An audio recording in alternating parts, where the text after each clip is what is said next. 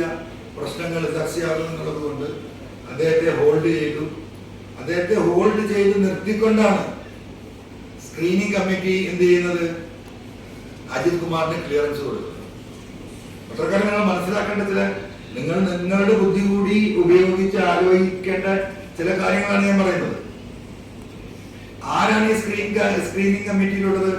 Chief secretary കഴിഞ്ഞാൽ police senior ADGP ഉദ്യോഗസ്ഥരാണ്. അതിൽ വിജിലൻസിന്റെ ഡയറക്ടർ ഉണ്ട്. ആ വിജിലൻസിന്റെ ഡയറക്ടറുടെ കീഴിലുള്ള SP-മാരും DYSP-മാരുമാണ് ഈ കേസ് അന്വേഷിക്കുന്നത്.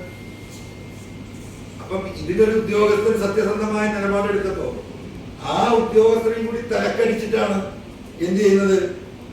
വിജിലൻസിന്റെ ഡയറക്ടർ ഉൾപ്പെടെയുള്ള ആളുകൾ ഈ ക്ലിയറൻസ് കൊടുക്കുന്നത്. അപ്പോൾ ഈ കേസ് ഈ പറയുന്ന കാര്യങ്ങൾ ഒന്നും കഴിയാൻ പോകുന്നില്ല. ഈ പറയുന്ന അജിത് കുമാറിനെ തൊടാൻ പിണറായി വിജയൻ സാധിക്കില്ല.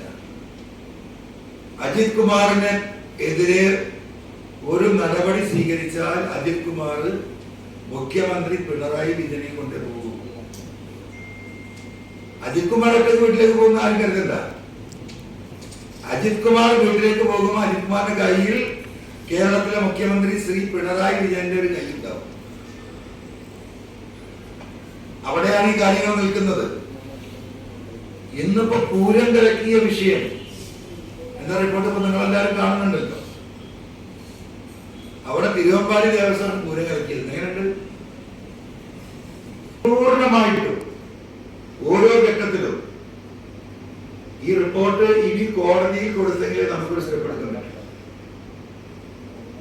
പ്രിയപ്പെട്ട കേരളത്തിലെ 3.5 കോടി ജനങ്ങൾക്ക് ശ്രദ്ധിക്കേണ്ട ഒരു കാര്യം, എല്ലാം പോട്ടെ, റിദാൻ ബാസിൻ കേസ് അവിടെ നിൽക്കട്ടെ, സ്വർണ്ണക്കള്ളക്കടത്ത് അവിടെ നിൽക്കട്ടെ, ഈ പറയുന്ന ഞാൻ ഉന്നയിച്ച മറ്റു പരാതികൾ അവിടെ നിൽക്കട്ടെ, അദ്ദേഹത്തിന്റെ സ്വത്ത് സമ്പാദനവുമായി ബന്ധപ്പെട്ട് ഞാൻ കൃത്യമായി കൊടുത്ത ഡോക്യുമെന്റ് 33,80,000 അദ്ദേഹം എന്ത് വാങ്ങുന്നു? ഫ്ലാറ്റ് വാങ്ങുന്നു.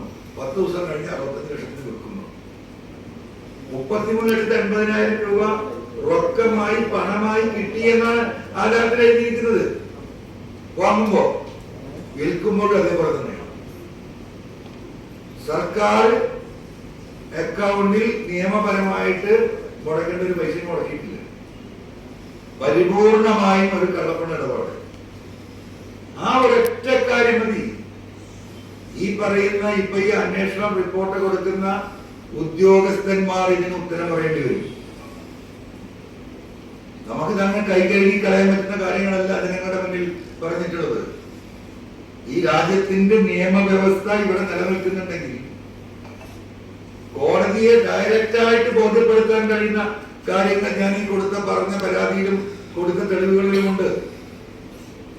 ഏതൊരു സാധാരണ മനുഷ്യനും 10 മിനിറ്റ് കൊണ്ട് മനസ്സിലാകുന്നതിന് തെളിവുകൾ കൊടുത്തു.